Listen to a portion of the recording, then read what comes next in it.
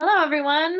Thank you for joining our webinar today, March 19th at 1 p.m. Mountain Time. I'm going to give the attendees just a couple more minutes to join in before we get started.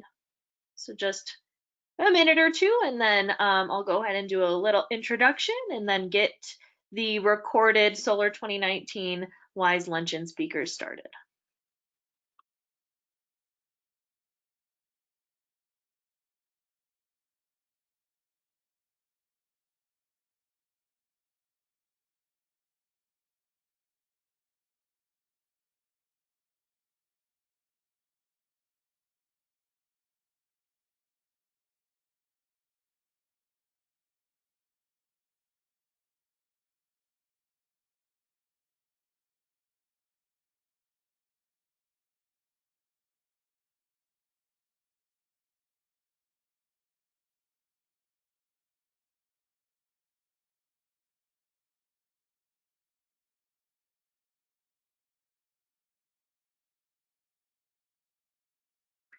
All right, we'll go ahead. I wanted to thank everyone for joining our February webinar, part of the ASES webinar series. Today we will be covering the recorded speeches from the Solar 2019 Women in Solar Energy Luncheon. The next ASES webinar will be on April 30th at noon Mountain Time, and this will cover information about an organization called the Climate Ride, and they're going to cover kind of what they do, and then also cover some general information regarding fundraising. So that should be a really cool webinar. So be sure to register for that. Information can be found at aces.org/webinars. ASES webinars are free for all ASES members at all times, so be sure to join or renew at either aces.org/join or aces.org/renew if you are not yet a member. If you are a member, thank you so much for being a member of ASES. We really appreciate your support. I'd like to remind everyone that the Solar 2020 conference is still happening. We're still planning on having this as an in-person conference, but we are fully prepared to convert to a virtual platform should we need to. We're going to keep everyone updated at all times. Be sure to visit aces.org/conference for more information about the schedule, registration, our current thoughts regarding the COVID-19 situation and the conference. All right, without further ado, please allow me to introduce you to our Solar 2019 WISE speakers that are going to be speaking now. Mallory Lindgren, Catherine Maloon, Lisa Daniels, and Denise Hugo. Thank you so much for joining us today, and please enjoy the video brought to you by Aspen Hill Films. And thank you so much to Aspen Hill for providing the content today.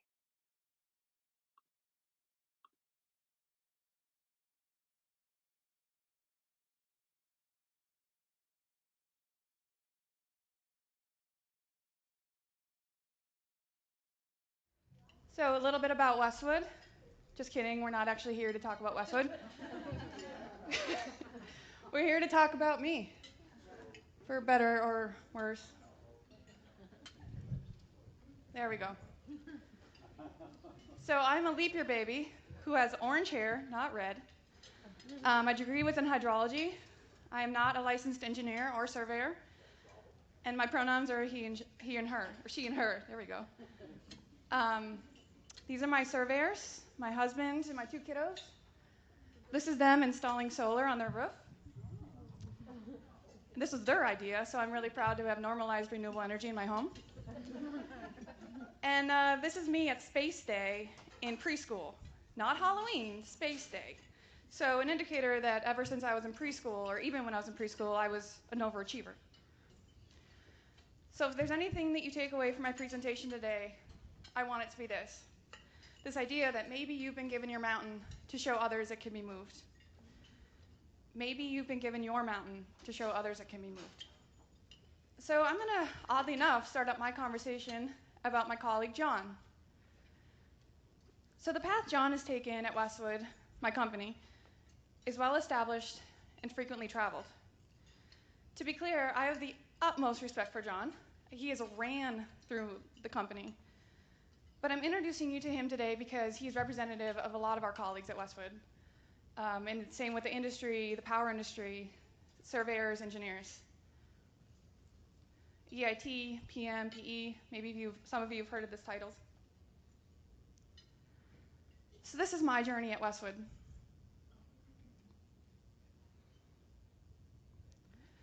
From the environmental one to the director of solar and energy storage. As you can see, it's quite different than John's and quite different than all of my colleagues. Even looking at it now, I'm a little surprised by the similarities of the trajectory, but again, how different they are. When I started at Westwood in 2007, I was the first woman within power. I was arguably the first millennial. And again, I'm not licensed in surveying or engineering, which was particularly interesting, being a company whose vision is to be the top national multidiscipline surveying and engineering company in the markets we serve. This remains, since the company was founded in 1972, and this remains the glass ceiling. To date, since 1972, there's yet to be a vice president, a senior vice president, a member of the C-suite who's been a woman. And it wasn't until this year when I was elected the first woman on Westwood's board of directors. Thank you. I wore waterproof mascara, so I'll make it through the day.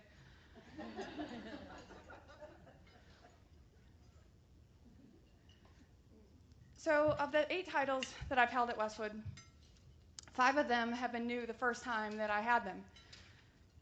These 2 were created when I created them, frankly, moving my company and myself forward, launching Westwood's energy storage business myself.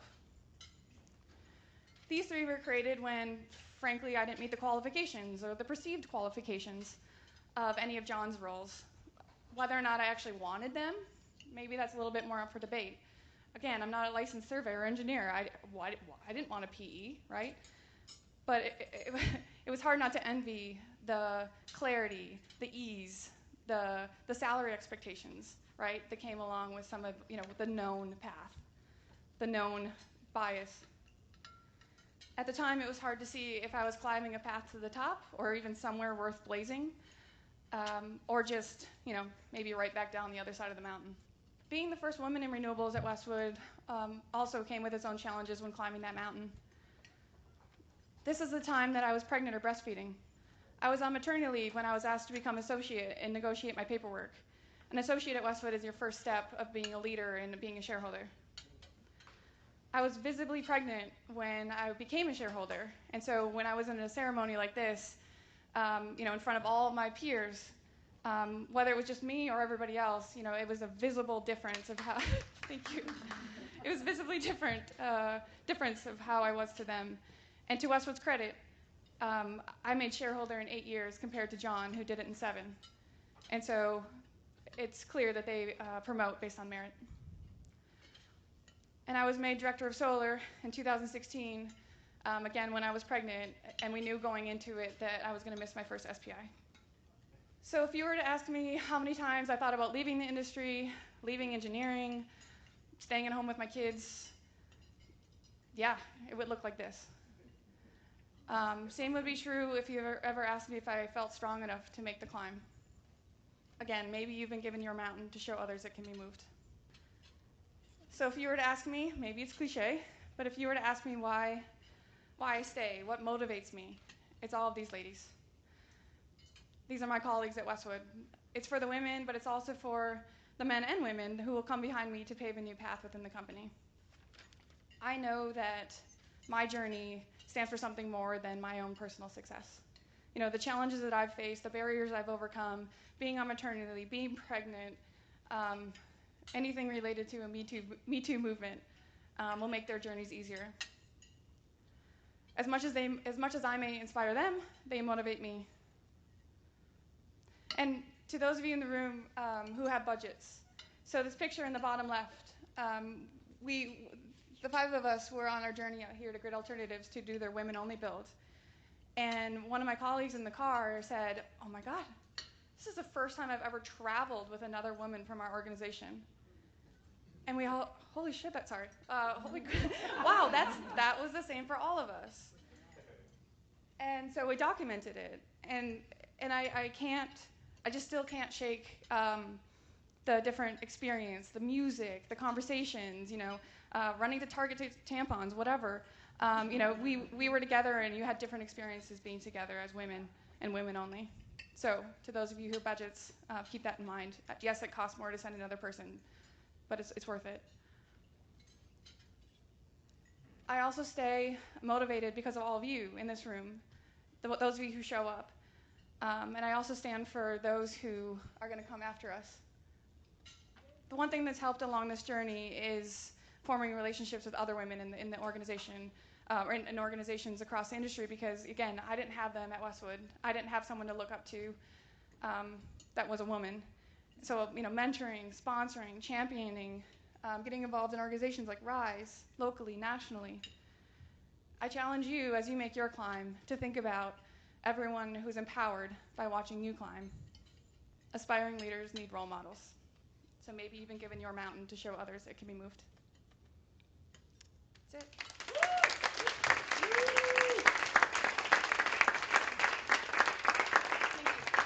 Thank you for listening. Okay, next up we have Catherine Maloon, is it? Millen, thank you, sorry. So Catherine will tell us all about herself and her journey. Let's give her a warm welcome. First of all, I have to say I almost started to cry in the last talk because of such similarities even at my generation. So I didn't get into solar until I left academia. I would never have gotten into solar and done what I'm now doing had I not left academia. Why did I leave academia? I had 3 children. So the first thing I want to show you is this. When I present at solar conferences and about my work, it goes like this. It's a little bit like the graph that we just saw that gets to a glass ceiling, but it does it slightly differently.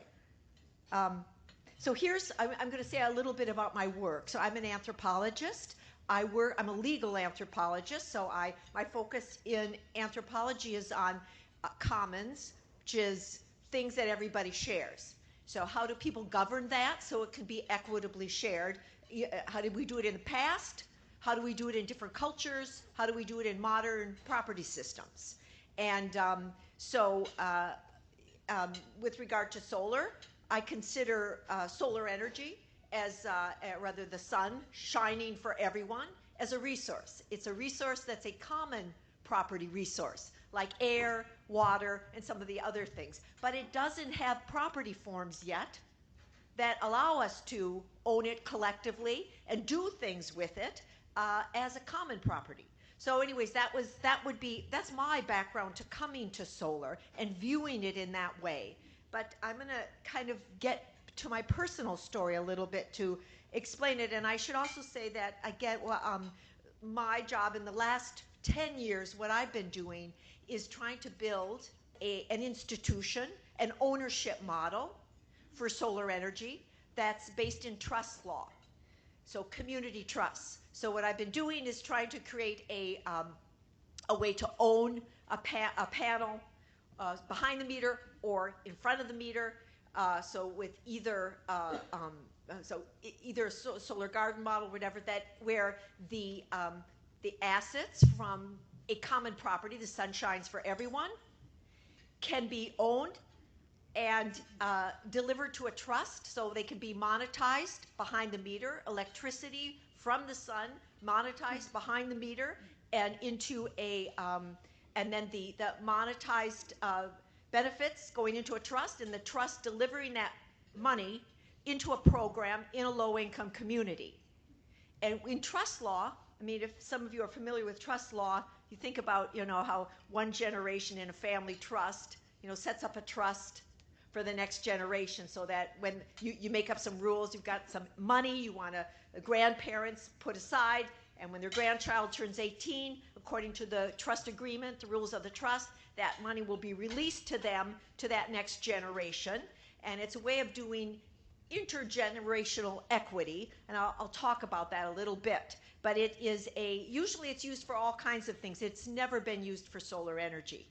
And so what I did in these last 10 years is to create a team with lawyers, architects, and others to build this model of ownership for solar energy, and I'll show you exactly what we did. But the biggest picture is that it should be an institution.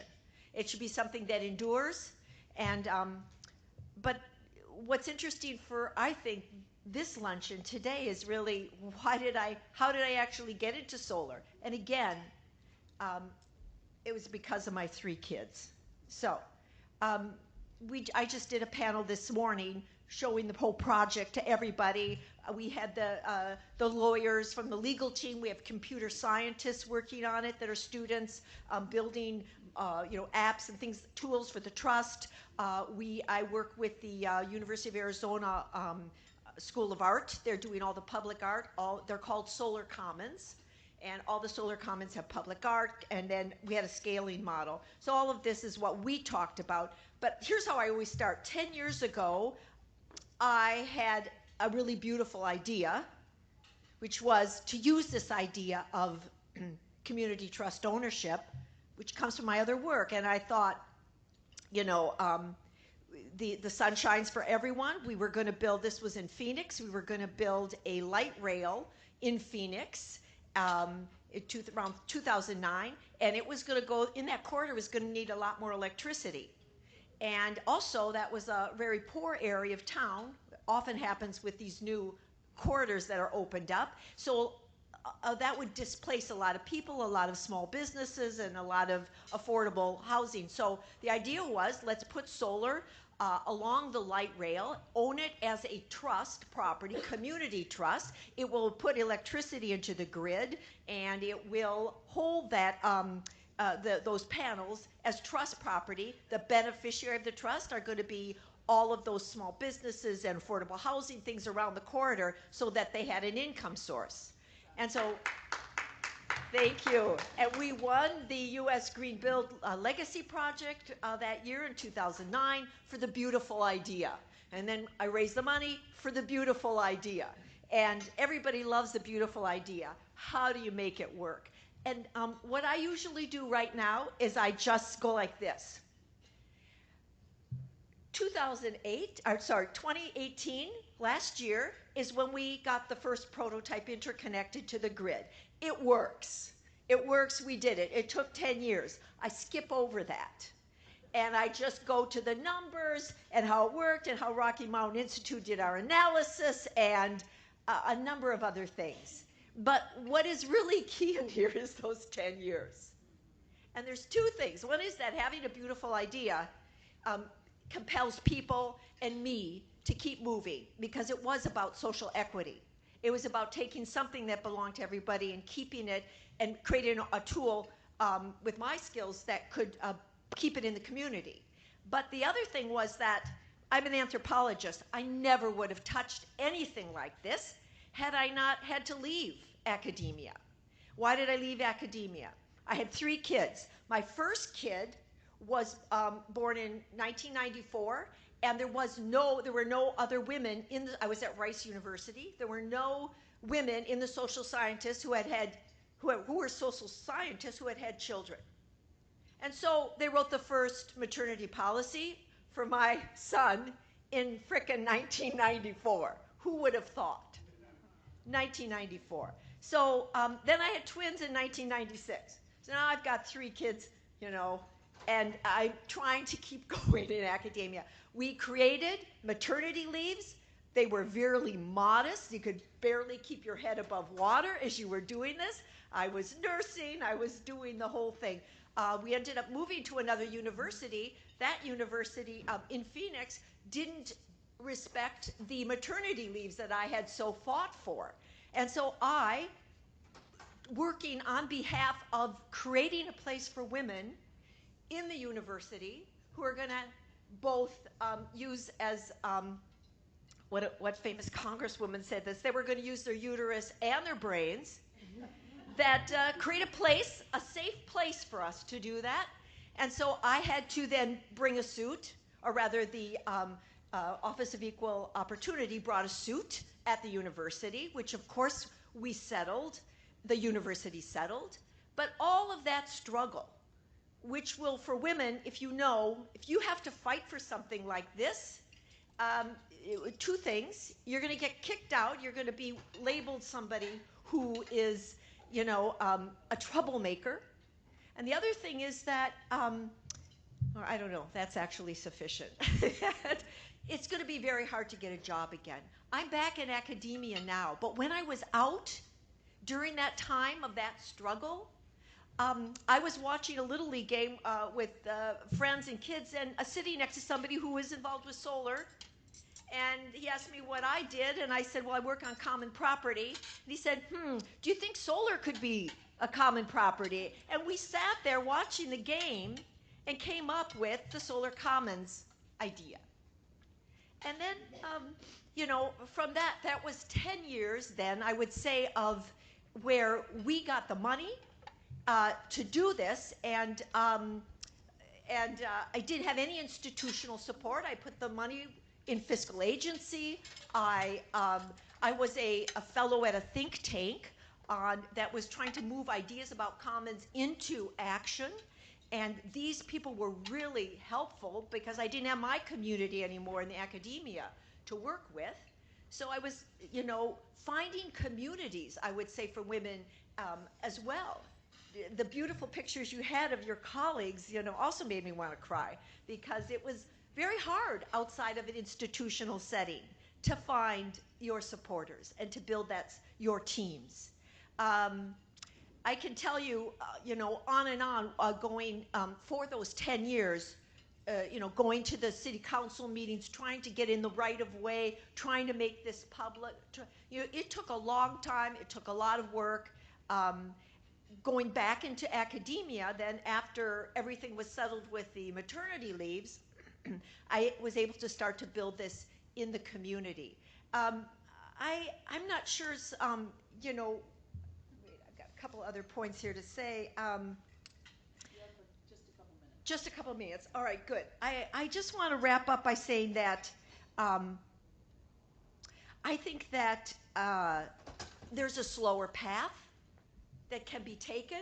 Sometimes it's that flat line that you described. I absolutely had to have a slower path through academia with 3 kids, but I also ended up being able to experiment more and work with architects and engineers and start this idea. The Solar Commons idea right now, we just started a nonprofit that's going to be do a lot of the work as a so-called trust protector. We are creating open source templates, legal templates for all of our prototypes on this. The financial model is positive net present value in all the scenarios run. Again, so the Solar Commons project is both a research project and it's an activist project, but a slower pathway for women and the community they need through institutions to do their work.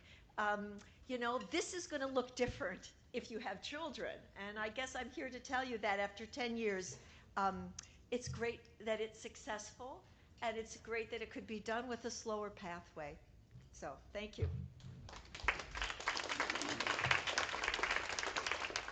Good afternoon. So we're talking about the journey and not the job today. That's the mission of this talk. So my journey, I was tasked early on in my journey to write a curriculum about wind energy for farmers and rural landowners. Well, it kind of turns out that farmers did not want a curriculum. They wanted all the answers in about 5 minutes. And if you could make it 3 minutes, that would be even better. If you could make it 30 seconds, that would be even better.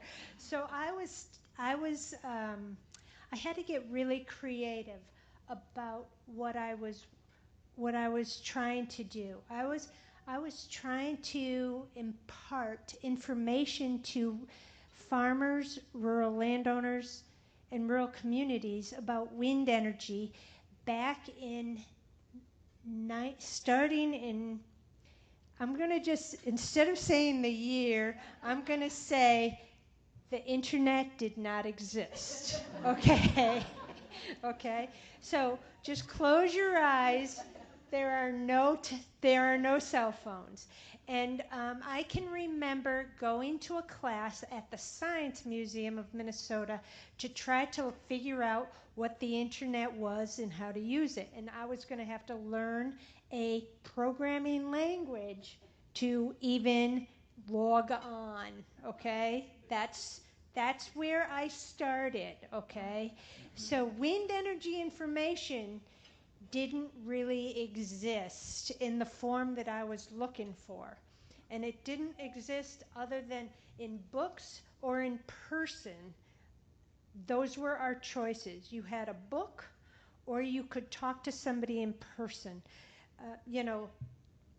Or you could talk to somebody on a landline, but that's a one-on-one situation. So, so I was tasked with putting together a curriculum or an education program. So Windustry is the name of the nonprofit that I started, which I really wasn't sure why I needed to start a nonprofit to do this, but it turns out education in the rural landscape about renewable energy, you need to start a nonprofit. So Windustry it's the name of the first conference I did, and it's the name of the nonprofit that I started. And we worked to empower communities to develop wind energy as an environmentally sustainable asset, and to have community ownership, and to keep the community benefits as local as possible. We had many, many staff come and go. This has been, my journey has probably been longer than a lot of other journeys in this room. My journey started in 1995. But and many might even say, well, what is community wind? Well, we all know what community shared solar is, because Minnesota is going great guns with shared solar. But community wind has kind of been, it's flexible, it's simple, it's any number of turbines, and it's any size turbine that's big enough to share, actually. But we wanted there to be local ownership, and we wanted to optimize the local benefits. Now, community solar gardens are not necessarily locally owned. So that's how community wind and community solar sort of differ. And I would say the community solar gardens are more community shared gardens. So you see, just even talking about the terminology and the difference between wind and solar, it's an educational process. I am an educator. That's what I am. I'm an educator. I can't help it. And I talked everywhere I could. And I talked about the benefits of wind energy until I was blue in the face. And John Dunlap and I probably turned blue in the face together at different meetings. But this is what we did. And one of the things that I came up with, and it wasn't part of the curriculum, but it was part of the journey, was I had to come up with a better way to talk with farmers, because, like I said, they wanted the answer in an instant. They did not want a curriculum. And my job was to write a curriculum. They did not want it. So I had to come up with an invitation to get farmers interested in learning about the basics of wind energy. And this was my first invitation to farmers to come to our conference, come learn something, come see what wind energy is about. This was my invitation. We had a series of conferences over the course of about 12 years. And every 2 or 3 conferences, I would have to come up with a new invitation. So here is the next invitation I came up with, just to keep it fresh, just to keep things alive, just to keep things going. So we came up with this one. And asking, and don't demand homegrown energy, but just ask politely for it. I would probably change that terminology now, but but, but in the days of climate change, I would say demand homegrown energy. But anyway, and then a few years later, we came up with one other invitation. We're still talking with farmers and rural landowners and rural communities. So we are still, so these were 3 posters we came up with over the course of about 9 or 10 years. And I would say it was successful.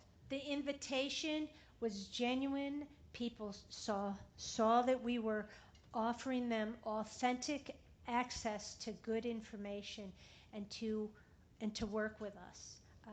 And that's really the way we have been all the way through. As an educator, instead of teaching classes, I did town meetings. I did national conferences. I did local conferences. I did rural town meetings. We did it all. We did any kind of forum that could have an interest, that we thought would be an interest. And the only difference between a town meeting and a class on wind energy is that at a town meeting, you must offer coffee, Kool-Aid, and cookies. And if you don't offer those things, nobody will come. That's the only difference. Okay, so as we were doing all this work, Lisa Daniels went to a lot of meetings in wind energy and in electric energy, and more often than not, most of the people in those rooms were men. And I got kind of tired of men just being in all of the rooms, so I just figured with a small group of colleagues and we started Women of Wind Energy. And I apologize for the bland graphics here. This is where we were running into some technical difficulties, so I just made these up, these slides. But Women of Wind Energy was an organization that started in 2005. And I started it with a few colleagues, a few women colleagues that were at some of these other meetings as well. And Women of Wind Energy grew and became very successful and very popular. It is now got, it had, at its peak, it had probably 36 chapters in 35 different states. It is now called Women of Renewable Industries and Sustainable Energy. And clearly, even part of these graphics got wiped out. But Rise is the new Women of Wind Energy. And it is a going concern, and it still has chapters in many different states in the U.S., and it is for the professional development of women, the professional development and advancement of women. It does not exclude men or anything else like that, but it really is promoting education as well. So once again, the educating piece of me comes through. And back in the olden days, when Women of Wind Energy was just getting launched, Windustry, a small nonprofit in itself, launched this nonprofit. And we launched it with our staff time and our funding in kind, and we launched it with our blood and our sweat and our tears together. So it is now a going concern. After 10 years on the board of directors, I just term limited off the board of directors last November. So this is my first year of being free and clear of this entity, but I'd say I am very definitely emeritus and still very connected.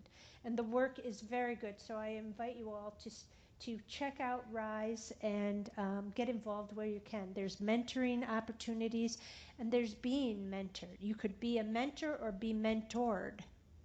The one last thing I want to say here is, as the time is getting short, is this chart shows that the two fastest growing occupations in the U.S. are solar installers and wind energy technicians. That's what's at the top of this chart. So that is something that I'm pretty focused on now, is opening up the dialogue so that more diverse and more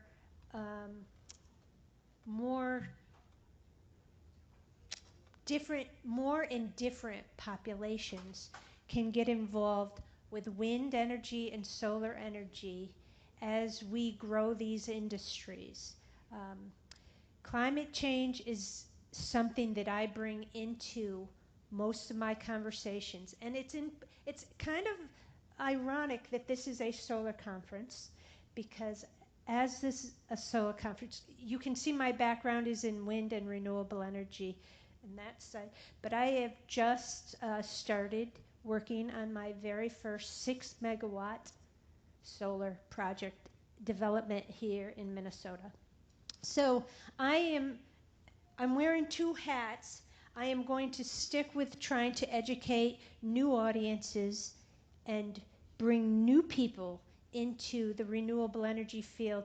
I'm working mostly with communities of color, minorities, and Native Americans at this stage of the game. But I invite you all to open up your, whether it's a sales pitch or whether it is just a conversation like this, to include climate change and the importance of this work in terms of addressing climate change. And this is something that everyone needs to be included in, and everyone needs to get involved with and have access to the jobs that this is providing. And that's what, when I wear my Windustry hat, that's what I'm going to be working on. Thank you so much.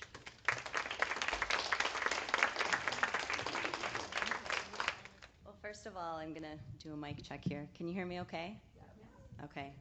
In protest, I stopped wearing heels a long time ago. I'm just going to be short. So, first of all, I'm honored to be here today. I've already met a couple of women who are here that I feel like should be up on this panel and speaking to you guys as well. So I hope everybody has a chance to network and get to know everybody here in the room. And Marlene said, focus mostly on the journey. So I think my story will do just that. And I will tell you, I'm at Geronimo Energy. It's a company that's here, headquartered in Minneapolis. Some of you may be familiar. We're a renewable energy developer. We do wind and solar, and we have a nationwide footprint. And I am the director of origination at Geronimo Energy. I've been there for about 2 years. And origination is just the term we use to describe kind of the commercial sales team who goes out and finds the energy buyers for the projects that we develop. So I'm basically in sales and business development.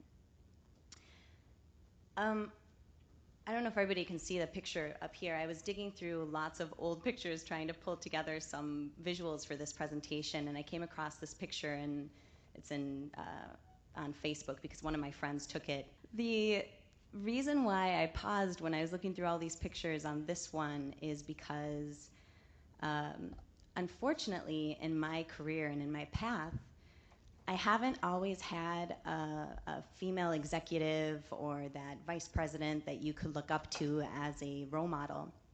And so my path has been rather lonely, and sometimes you just feel like you're kind of in the dark. You don't really know where to head or what to do next or what your next step might be.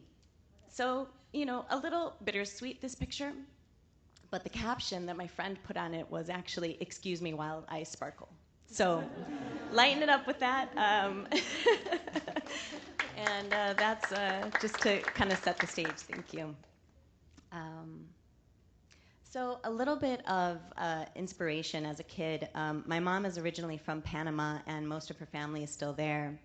And when I was thinking about, as a younger child, who really empowered me, and I have to say it was my grandfather, who's standing in the middle of this photo. He had one son and 6 daughters. And he made sure that all of his daughters went and got a higher education. He really encouraged them to go to college. He sent most of them actually to the United States to go to college, which is how my mom met my dad.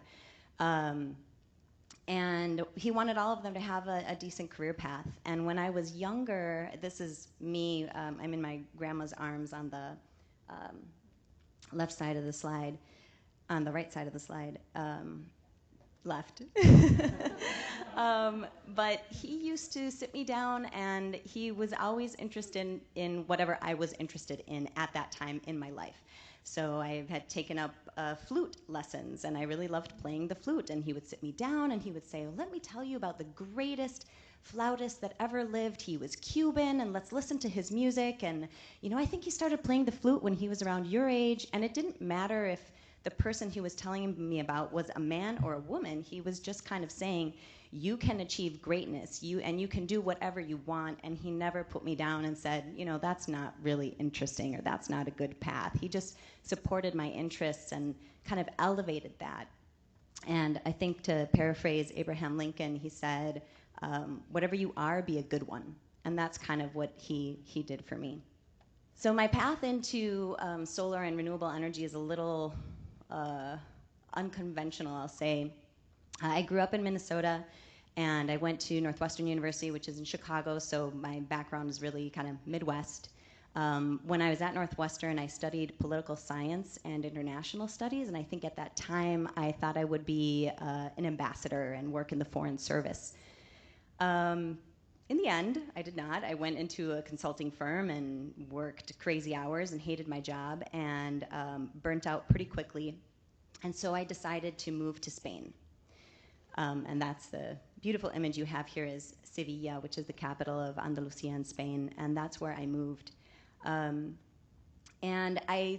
looking back, this is probably one of the biggest risks I've ever taken in my life. I didn't have a job, I didn't have an apartment, I didn't quite know what I was gonna do. I just knew that I wanted to be there. And Spain was really good to me. So I started out speaking or teaching English to Spaniards. And because my background was in business, I ended up doing English for business. And I was working at this engineering firm that was doing a spin-off or a startup in solar energy.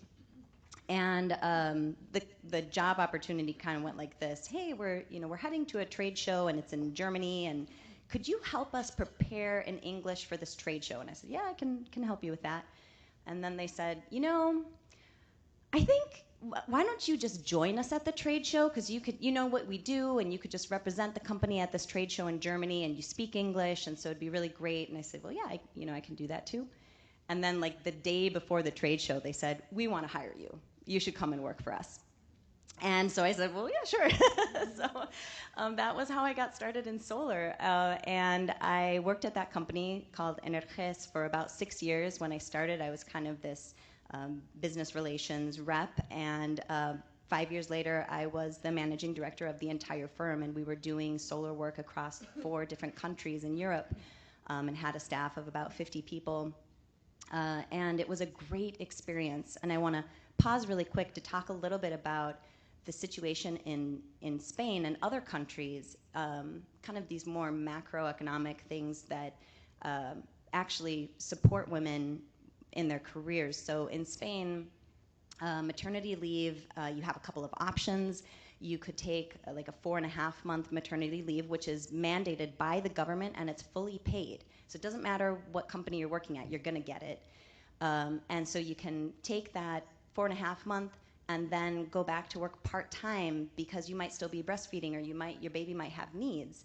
And so it helps women be there, grow their families, but then get back into the workforce, or you can kind of combine all of the hours that they give you and take like a 6-month maternity leave. And go back to work full time. So you have those options. Also, people don't commute very far away from where they live. So it's really easy to run home and have lunch at home with your family. And the other thing is that work-life balance is something that's not only important to women, it's important to men. And so together, everybody lobbies for that at the company that they're at. It's really important to take vacation time, for example. It's highly valued. If you don't take it, they will force you to take it. So, I mean, these are just major differences. And what that means is that there are women in the workforce. It's like 50-50 across lots of different market segments and different professions. So while I was at Energés, a lot of our top engineers were women. The woman who was on the CFO track, she was a woman. And I was promoted consistently at the company myself, and ultimately took that leadership position. And so that established my foundation in renewable energy. And I think it's a very unique experience. And that built a lot of confidence that was just came naturally. I think I carried that through to all of the other companies that I've worked at since then. I don't think I realized how unique it was at the time. So as I talk about, you know, the fantastic experience at Energés, the company actually paid for me to get my MBA at a school called EOI, which is a business school in Sevilla. And you can see in this image, the numbers at the top represent that there were 4 women in a graduating class of 28. It was an executive MBA program, so we were getting together on Fridays and on the weekends. And this was a record-breaking year for women in this graduating class. So you can imagine all the prior classes had 1 woman or 2 or none. The women in this group, we really bonded. We looked out for each other. I made some really fantastic friendships. And with the guys too. I mean, they were all great. The one experience I want to talk about at this was that it wasn't so bad that there were only 4 women. What I noticed was some of the professors in the program were unbelievably I guess, off the spectrum with their biases and their prejudices and the way in which they would teach. If a lot of you have probably gotten your MBA, business schools are taught through case studies and examples, and you study all of these other companies and executives. And there was one professor who first of all, he made a lot of jokes, and women were, 75% of the butt of all of these jokes. That was just annoying. But the real problem was that all of his examples that included women, the woman would either be the bimbo secretary who only answered the phones, or the rising CEO's wife who said, "Oh, that's not a good idea. You shouldn't do that." And then he did, and it ended up being a spectacular idea. And there were so many of these examples. It was overwhelming. And I spoke with him. I told him this was unacceptable. It made me feel uncomfortable and marginalized. I spoke with my other classmates. I went to the administration. I reported him. It was a little odd. He had his wife come and speak with me and tell me that he meant no harm. And I said, "That's fine. You married him. Like, that makes no difference to me that you're telling me this." In the end, he stayed on. I don't know if he's still there, and it was an uphill battle. I think he was a professor that had influence there and at the school. But I would still say to everybody in the room, never feel like it's not worth it to report someone or to make a complaint, because you might be the first or the second or the third, but by the time there are 20 complaints, they're not going to be able to ignore it anymore. So even if it doesn't get the desired results, still go for it and make sure that it's on record. And then together we'll be able to make change. So eventually moved back to the United States. I worked at Array Technologies, a leader in solar tracking technology, and then now at Geronimo Energy, so I've got both wind and solar. At Array Technologies, I started there in business development, and Ron Corio, who some of you know, said, it used to be that people would just buy our product because it's the best in the market, but I think we need to do some marketing. And the company didn't have a marketing department or division. So he asked me if I would start that.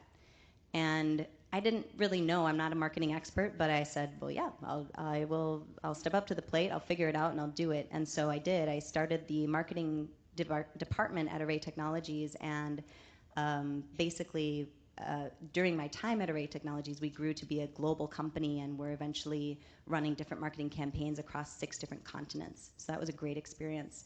My son was born while I was working at Array Technologies, and I was living here and commuting to Albuquerque, New Mexico from time to time. And so I decided to make a change and actually find a job in my hometown, so I didn't have to travel as frequently. And that's kind of what motivated me to go to Geronimo. And Geronimo has been a great experience as well. It's been the first time in my career that I actually am able to look up to a vice president who is a woman, Betsy Engelking. Some of you may know her. She actually, you should know that she has that milk this turban in her office framed, and it's like this big. It's huge and beautiful. So very successful campaign. So that's a little bit on what I've been up to currently. And in putting together these slides, I was just thinking of a couple of sound bites on, what have I learned over these years, building on my experience to share with you today. And I would say, don't fear the unknown. Don't reject an opportunity because it means taking a risk. Just jump in. Trust your instincts. If you think it's the right risk or the right opportunity, take it. Or make it. Like Mallory said, sometimes she's had to make her own opportunities, and we've all done plenty of that. So take it or make it. Instincts can be really strong. So, follow your gut and trust yourself. The other thing I would say is always take the high road. So we're all going to run into people like the professor that I had at the MBA program. And, you can never go wrong by doing what's right. So just take the high road. Don't be dramatic. Just get the job done, stick to the facts, and be professional. And it will reward you in the end. And support other women. That's all of why we're here today. It's, we have to come together. If it's mentoring someone or backing them up when they're trying to make a maternity leave policy change, do that. It makes a really big difference when we come together. And then the last thing is be the example to follow. So even if you don't feel like you're a role model, you probably are somebody's role model. Somebody is probably observing the good work that you're doing and looking up to you. So be that example for them to follow, and just be yourself. And for those of you who can see this small picture at the bottom here, it's my children. Oscar's 4 years old and Isabel is 4 months old. And I'll just end with this small anecdote. Oscar, he's a boy, and he's grown up in a household where we've tried to break through gender norms. So he gets to paint his nails and wear necklaces. He plays with tractors and trucks, but he also has dolls and a dollhouse and a kitchen set. And his father does most of the cooking. He's an amazing cook, and he knows I'm really dedicated to my career. And the other day, when I drop him off at daycare, we pass a construction site every day. And the other day we passed by, and there was a woman on the construction site, which probably does happen, but it was very noticeable because she was wearing a bright pink helmet and a white protective gear and like pink shoes. And so my son said, "Oh, look at the woman in the pink helmet." And I was like, "Oh, that's awesome." And this was in the morning. Later that day, out of nowhere, he said, as we were eating dinner, he said, "Mama, can little girls grow up to be construction workers?"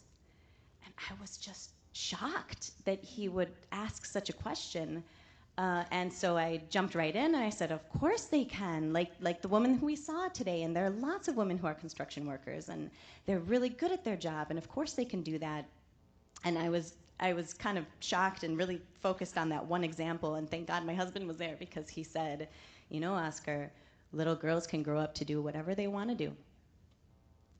There are no limits, there are no restrictions. They can be astronauts, and they can be presidents, and they can be whatever they want to do."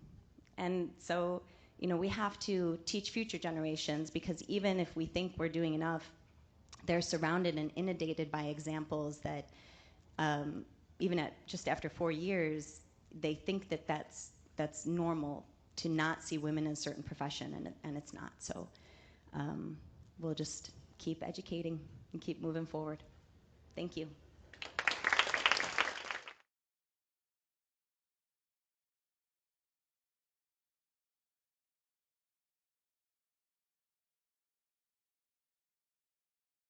Beautiful. Thank you so much to Aspen Hill Films again. And I also want to give a shout out to Marlene Brown, who is our moderator for all of our WISE forums and luncheons. I also want to remind everyone we are looking for some WISE women in solar energy or other related renewable energies to come speak at our Solar 2020 conference. If you have any recommendations, please send them over to solar2020@ases.org.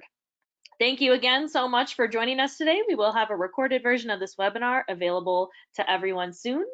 And I hope you all are staying healthy and having a good time indoors. Thank you so much for coming to our webinar today, and we'll see you next month.